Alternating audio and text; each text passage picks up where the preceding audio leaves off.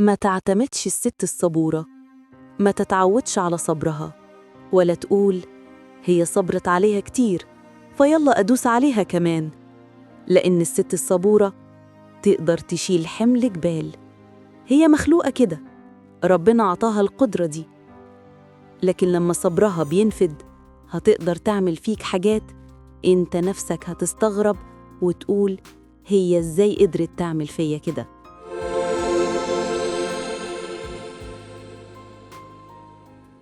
والنهاردة مع حكايات سيلة جايبالك حكاية ست عاشت سنين حياتها صبرة وسكتة لحد لما خلاص طاقتها خلصت وصبرها نفذ.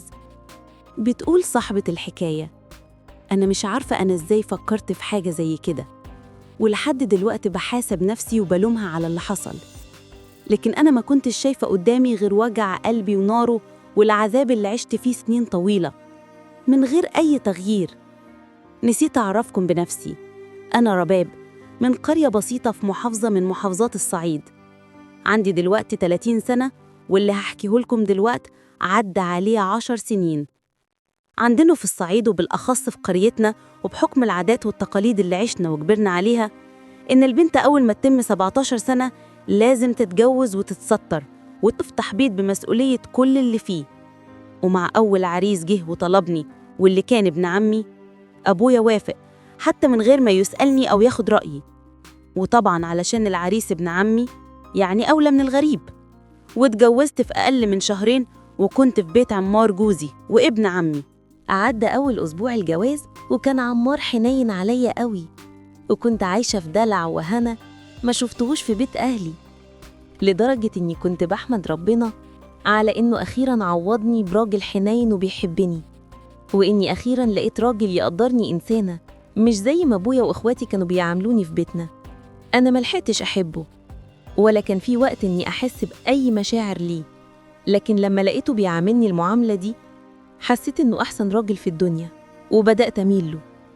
وللأسف الحلو ما يكملش، لأن بعد ما الأسبوع عدى وكان عمار خلص أجازته ونزل شغله وسابني لوحدي في البيت لمصيري اللي ما كنتش عارفاه. كنت اليوم ده لسه نايمة في سريري، وفجأة لقيت إخواته البنات داخلين عليا وبيجروني من شعري من على السرير للأرض، وفضلوا يسحبوني زي بهيمة، مش عارفة هي عملت إيه لكل ده. ولقيتهم بيقولولي: قومي يلا يا بت، انتي مفكرة نفسك جاية هنا للدلع والنوم؟ واخته الكبيرة قالت لي بصوت يرعب: في ثانية تكوني لابسة ونازلة تحت تخدمي حماتك وتشوفي شغلتك مع سلايفك. ما أنا نسيت أقول لكم إن بيت الزوجية كان في بيت عيلة وليا سلفتين غيري، وأنا كنت مراتي الصغير. قمت وبدأت ألملم نفسي وأعدل هدومي وشعري، ومن الصدمة أنا ما كنتش عارفة أعمل إيه، حتى ما فيش وسيلة إني أكلم عمار وأحكي له على اللي حصل.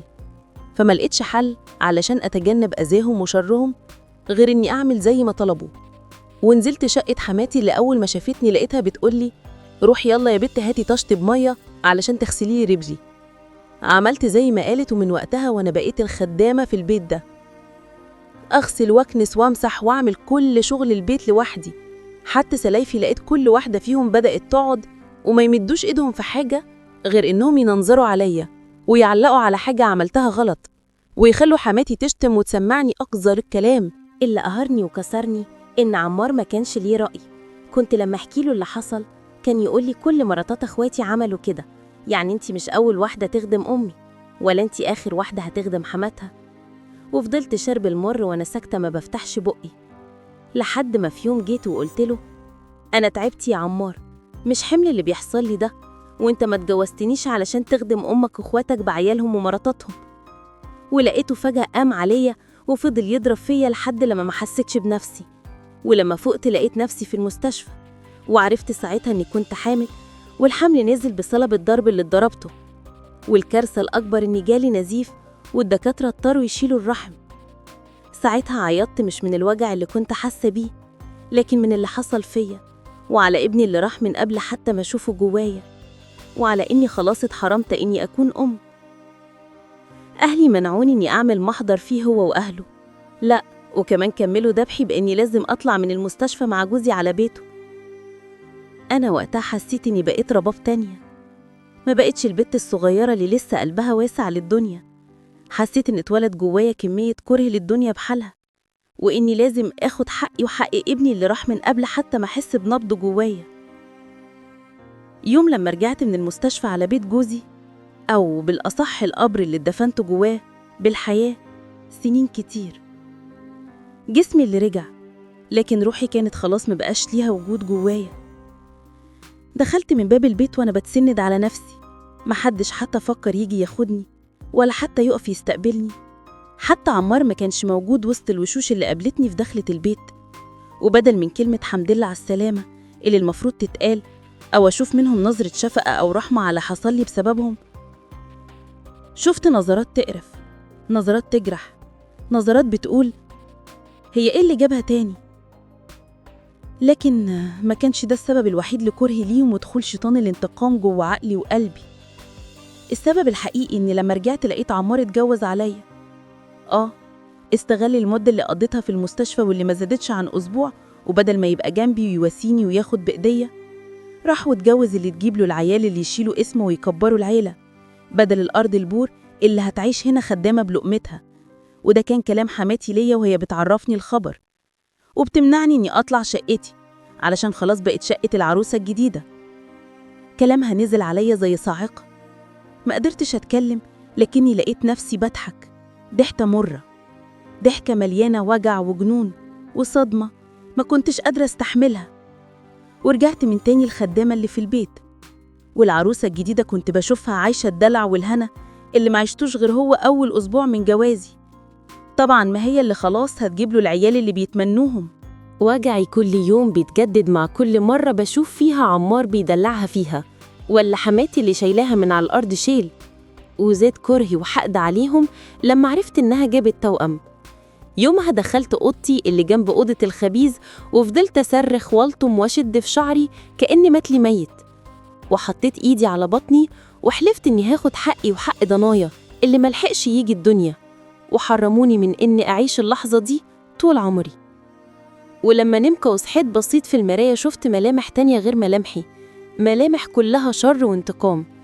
الوحيد اللي قرر يقف جنبي ويساعدني هو إبليس، اللي فضل يقول لي جه الوقت يا رباب إنك تاخدي حقك وحق ابنك، تسقيهم من نفس الكاس والمرار اللي عايشوكي فيه باقي عمرك. ومن غير ما أفكر رحت وجبت جيركن الجاز واتسحبت لحد الأوضة اللي كانت الهانم وعيالها نايمين فيها، ودلقت الجاز كله عليها وعلى عيالها، وولعت فيهم من غير حتى ما أبص على وشهم، ووقفت أتفرج على منظرهم وهم بيولعوا. وقبل ما حد يجي ويشوف اللي عملته طلعت أجري بره البيت كله، وفضلت أجري وأجري بعيد لحد لما فقت لقيت نفسي لسه في المستشفى، ومش فاهمة هو اللي أنا شفته ده كان كابوس ولا حقيقة. لكن لما جات لي الممرضة وسألتها هو أنا حصل لي إيه، قالت لي أنت بقالك شهرين في غيبوبة من آثار ضرب سبب لك إجهاض، ومن ساعتها وانت هنا في المستشفى. ولما سألتها على حد من أهلي قالت لي إن من ساعة ما جيت هنا ومفيش حد بيسأل عليا غير أخويا اللي بيجي يدفع مصاريف المستشفى ويمشي من غير حتى ما يطلع عليا. ولقيتها بتطلع لي ورقة من جيبها وبتقول لي أنا عارفة إن الوقت مش مناسب، بس الأمانة دي ليكي معايا من تاني يوم جيتي هنا فيه. فتحت الورقة وبصيت فيها لقيتها ورقة طلاقي. ساعتها شفت نور الشمس داخل من شباك الأوضة وروحي ردت فيا، وحمدت ربنا إن اللي حصل ده كان كابوس، وإني لسه زي ما أنا بنضافتي وطهر قلبي، وإني ما أذيتش حد. خسرت حاجة مهمة بالنسبة لأي ست، لكني ما خسرتش نفسي. وفقت من تعبي وبدأت استرد صحتي، والممرضات كانوا معايا زي أخواتي وأكتر، ساعدوني إني أرجع تاني أقف على رجلي. ولما عرفوا إني أهلي رفضوني ورفضوا وجودي وسطيهم وكانوا شايفين إني جبت لهم العار والفضيحة، اخترت إني مش هخرج من المستشفى، وبدأت أتعلم كل خطوة بيعملوها قدامي لحد ما بقيت ممرضة شاطرة. وبعد فترة اتقابلت بدكتور كان شغال جديد في المستشفى منقول من القاهرة، ولما عرف حكايتي واللي حصل لي لقيته جاي وبيطلب إيدي للجواز.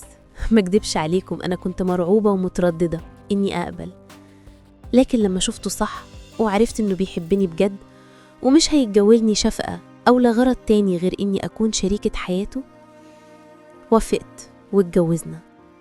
والنهاردة بكتب لكم الحكاية وإحنا بنحتفل بعيد جوازنا الخامس. ودي كانت حكاية رباب، حكاية من قلب واقع عاشته بنت سنين في عذاب، بس الحقيقة كانت مليانة وجع وتفاصيل أكتر من كده بكتير. لكن إحنا اخترنا إننا تاخد منها العبرة والمفيد. وعايزة أقول لكل بنوتة عايشة حكاية شبه حكايتها ولسه ما خرجتش من سجنها، عوض ربنا كبير وقادر يكبر بخاطرك وتخرجي من الحياة المؤلمة دي لحياة تاني أحلى وأجمل، لأن ربنا رحمته كبيرة.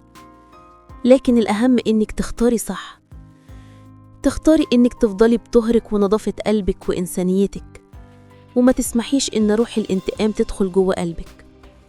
وعايزة أقول لرباب، انتي واحدة من اللي ربنا أنقذ روحهم قبل ما تنكسر كسر ما يتصلحش، واحدة صحيت من كابوس كان ممكن يغير اسمك وتاريخك ونهايتك. وعشان كده حكايتك مش حكاية انتقام، حكايتك نجاة، نجاكي من الظلم، نجاكي من أهلك، نجاكي من الشر اللي كان هيبلعك، ونجاكي من نفسك جوه الحلم، ورجعلك من تاني رباب، رباب الطهرة اللي مهما اتوجعت ما تمدش ايديها على روحه وتأذيها. ولو في كلمة أخيرة تتقال فهي الكلمة اللي قلتيها انتي، الحمد لله إني لسه بنظافتي ولسه بطهارة قلبي، وده أكبر انتقام وأطهر انتصار. لو عجبتكم الحلقة ما تنسوش اللايك والشير وتقولوا لي رأيكم في الكومنات. يا ترى انتي أي قلب فيهم، اللي بيسيب ربنا يجيب له حقه ويعوضه عن تعب السنين، ولا اللي بتجري وتنتقم وتاخد حقها بإيديها؟ واستنونا في حلقة جديدة وحكاية جديدة من حكايات سيلة، وحكايات من الواقع.